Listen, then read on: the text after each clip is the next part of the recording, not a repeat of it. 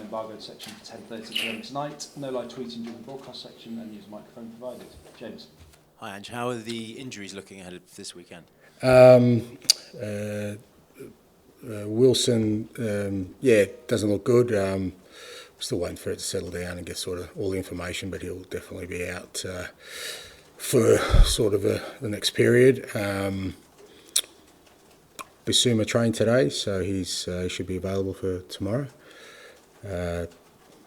Timo was okay, recovered okay. Everyone else from the game that didn't train, who played last week, is good. What's the nature of Odegaard's injury? It's hamstring. Hamstring. Yeah. And RICHARLISon, how is he coming on? He's a fair way off. I think you should stop asking me about him until I give you a bit of an update, because we'll be doing it on a weekly basis. He's still not training with the first team, so he's still a bit off. Okay, one win from your opening 4 Premier League games. To what extent does that increase the importance and the pressure going into this game? Doesn't change, it's the same. Whether you win the first 4, I hate to think you're going to this game thinking you can lose it. I think you try and win every game, and we're at home, and we've also played well in those 4 games, so that's the first thing. We've got to perform as we have been, and as I said in the league, that performances have been really consistent in terms of dominating games, but we haven't really got the reward for our dominance, and that's the area we're kind of still trying to focus on in terms of in that front third to make sure we get rewards for our good play. You go into a period now where you'll play 5 games in just over 2 weeks. How important do you think this period is? I think that's going to be our period for the next, it's probably till the end of January, so we kind of planned for that. This is probably the shortest in terms of turnaround, because it's a Sunday, Wednesday, Saturday. Most of the others are kind of Sunday, Thursday, Sunday for the most part, so probably a day less in this little 3-game stretch. But yeah, it's the good thing is we've got some game time into some guys on Wednesday night who hadn't played for quite a while, so they're ready and available should we require them, and I think that's going to be the key for us, the ability to sort of bring guys in who are fresh but also have played recently. And in terms of the schedule, a lot's been made of the new structure of the European competitions and potentially players striking, not being consulted. Where do you sit on that and the amount of football players are playing at the moment? I think I said last week, I think it's something that needs to be looked at. It's not just club football, it's international football, it's a requirement. It's as much about how much recovery players get even between seasons. I think that's where the biggest problem lies for me anyway, is that if you give players enough time to recover between seasons, then it gives them a better opportunity to play the games that seem to be in the schedule now. But it seems like that the windows of recovery for players are getting smaller and smaller, and I definitely think that's an issue. Hi Ange. Good afternoon. Good seeing you again. You too. For the Tottenham fans, obviously winning a trophy this season would mean a lot. How important was Wednesday's win? Also in terms of the spirit after the result against Arsenal last weekend? Yeah, it's important. It's always important. You kind of know in a cup competition, if you don't win, you don't progress. So that's the first thing. And obviously, progressing to the next round is great. The performance, as I said on the night, we had to work really hard. It was a different kind of performance. We just had to hang in there, and we did. And then, I think showed tremendous spirit at the end there, and some really good sort of input from guys coming on to make sure we won the game and progressed to the next round. And the fact you brought on 2 subs that scored and eventually won the game, how significant is it that you have this squad depth, especially that this season you're back to Europe and you have more options? Yeah, it will be important for us. As I said, that's why I think Wednesday night, we've got a lot of players who played 90 minutes or 70 minutes who haven't played a lot recently. So, Archie, Lucas, Ben Davies, Rody got another 90, which is important. Even Destiny's 45 and Dom's sort of 60, 70 are really important for us, kind of minutes-wise. Because, like I said, it's great having a squad, but if you're throwing in guys who haven't played for 3-4 weeks, it's very hard for them to contribute, because they're not sharp as they should be match-wise, but also physically, you're worried. So just getting more guys game time, and we'll get plenty of opportunity, is going to be important. Every Premier League game is difficult. If you look at Brentford, how unique is what Thomas Frank has been achieving there, and how challenging the task will be this weekend? Yeah, great challenge. Thomas has, he's turned them into, a really sort of difficult and a challenging team for everyone in the league. You saw them last week against City. I thought they played really well. Took the game to City, and it's always a challenge. But that's the Premier League. I don't think there's any games you go into thinking they're going to be any easier than any others. And we have to be ready for Brentford tomorrow. And but we are at home, and we've just got, like I said, we've got to make sure we continue with our strong performances in the league, but turn those performances into results. Hi Ange, hope you're well. There was a lot of excitement around Tottenham last season among the fan base. Obviously, because of results, maybe some of that excitement has subsided so far this season. So how important is it to get a result tomorrow and maybe bring the feel-good factor back around the club again? Yeah, look, as I said before, I just think if you start thinking in those terms, then you like I said, you miss the priorities of what you need to do to stay competitive in this league, and that is every week is a challenge. So, even if we had got 4 wins so far, which we could have with our performances and the feel-good factor was around, dropping a game tomorrow wouldn't make us feel any better. So the challenge is always the same. I think that's the beauty of the competition we're in. Every week you've got to be up for it, and we've got to make sure we're doing that tomorrow. And you mentioned about performances this season. The fans loved what they saw last season in terms of the style of football. Obviously, so far this season, because of results, maybe not quite managed to hit those sort of levels and that style of play that we saw last season. So have you managed to put your finger on why we've managed not to, maybe not quite hit the level that you saw last season? Well, I guess it depends on what you mean by level. I certainly think our first 4 games we've been as dominant as we were last year. For any series of games, all 4 games, I think we've outpossessed the opposition. We've created double the chances of the opposition. We've played the game mostly in the opposition half, but because you don't win, people kind of always look at the outcomes, which is understandable. But for me, I think we need to maintain our focus on what's important to us and the principles of our play. And as I said, if we just show a bit more sort of conviction in that front third, I'm sure we'll get the rewards for it soon. You mentioned Dominic Solanke earlier. Obviously, a lot of pundits have been talking about him and the price tag that came with him coming to the club. What have you made of the way he settled into the club, and what more is there to come from him? He settled in really well, and there's plenty more to come from him because he got injured. So he's only sort of played 2 and a bit games for us, and he just needs to sort of get some games under his belt. But we've already seen in the games he has played, he's going to be a real sort of asset for us, and I've got no doubt that he'll be a huge contributor. That's great. Best of luck. Thank you. Thank you. Hi, Ange.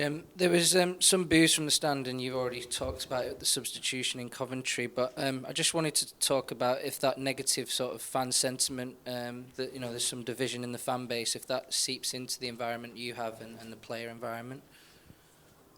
Well, it doesn't seep into my environment. I've always said fans are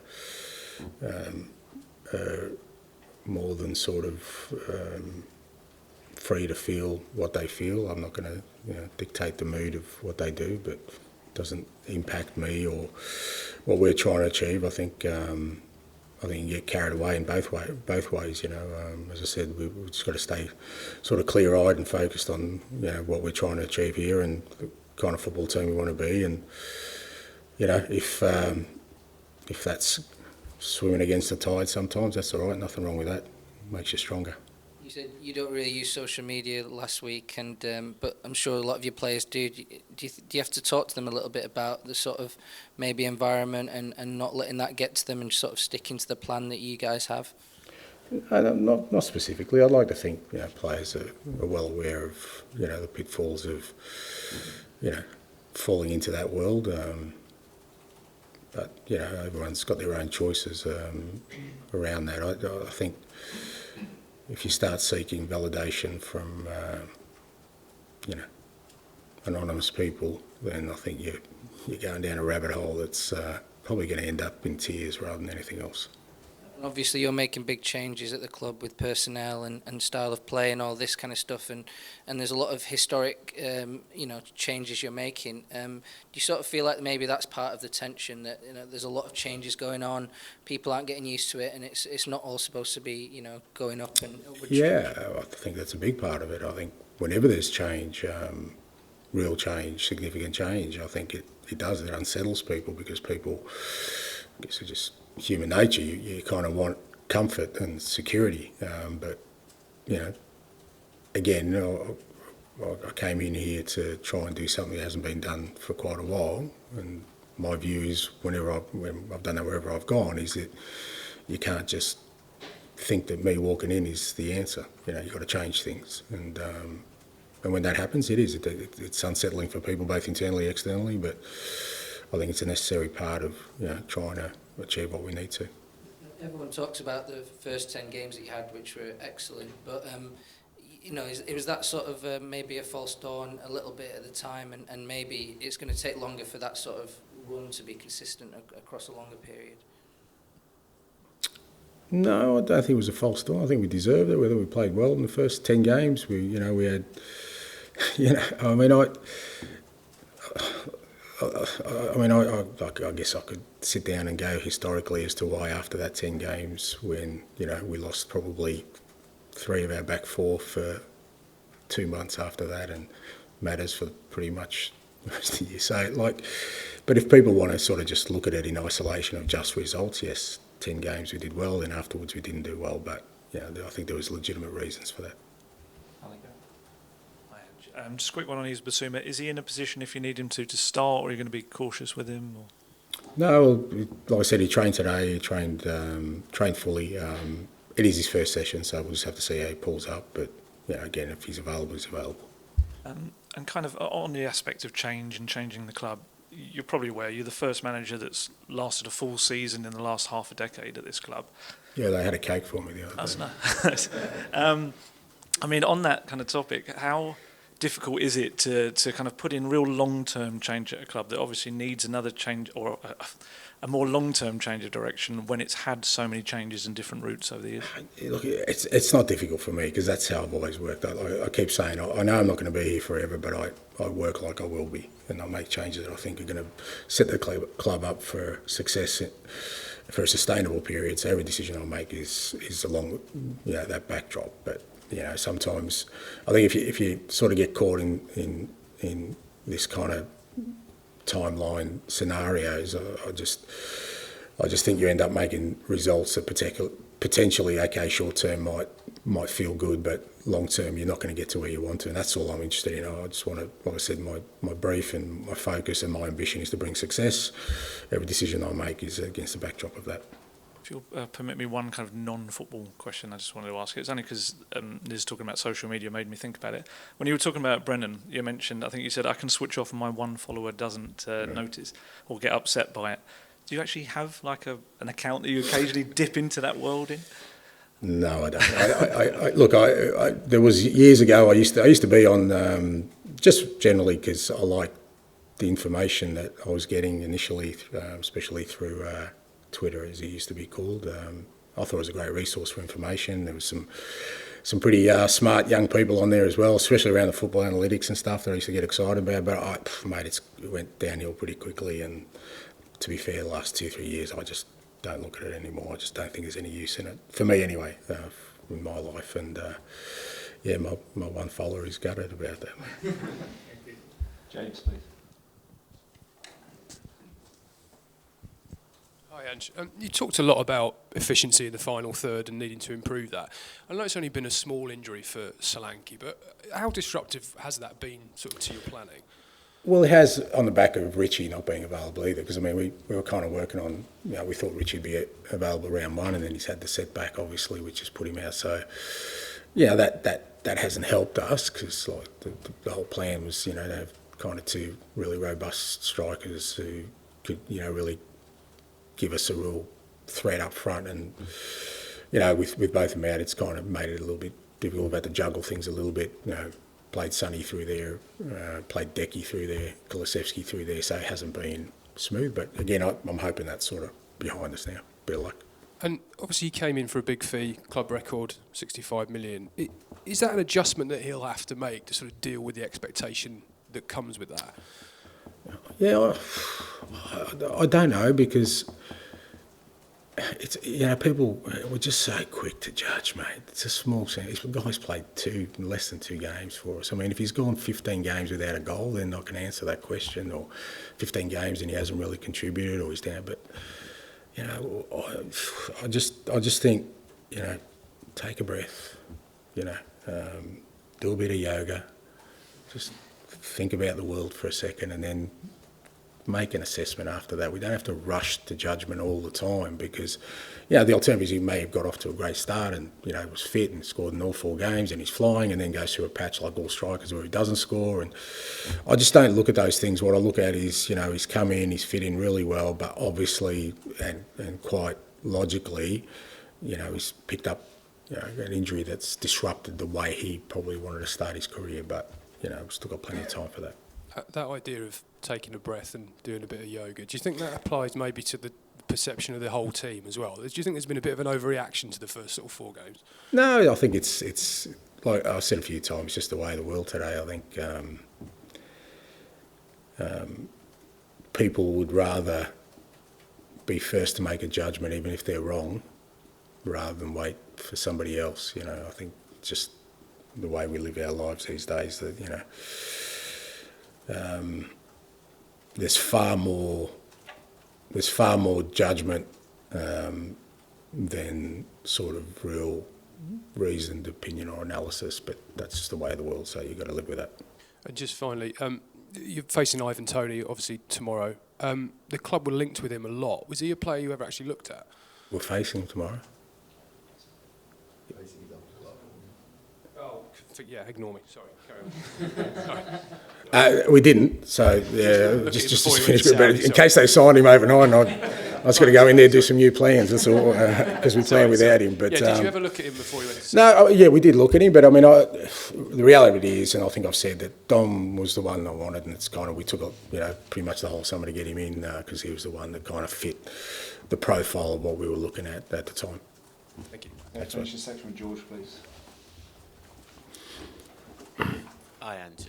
Just going back to Dom, obviously he hasn't been here very long, but I guess strikers, they do want that first goal. Do you still sense kind of a calmness in him, and he's not doesn't feel sort of over anxious about trying to get that first goal and get away?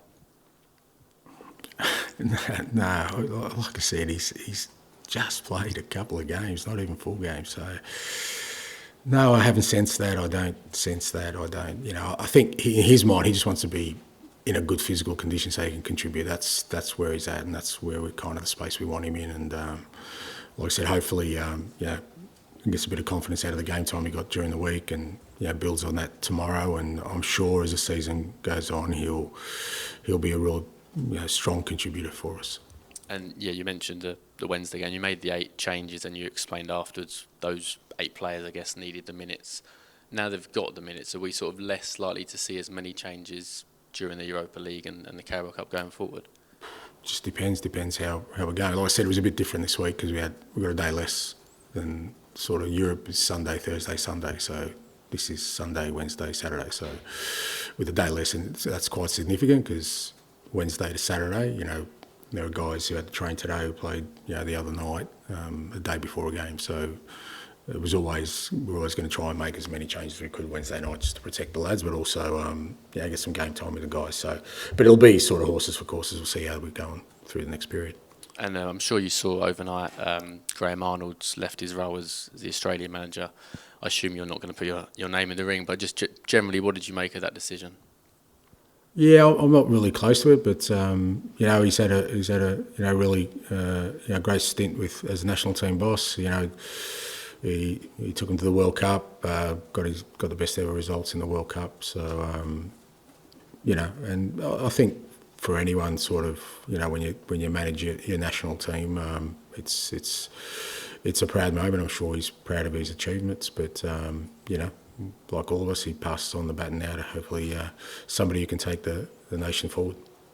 Okay, we'll end the broadcast section there and move on to the embargo section for 10:30 p.m. tonight. Dave?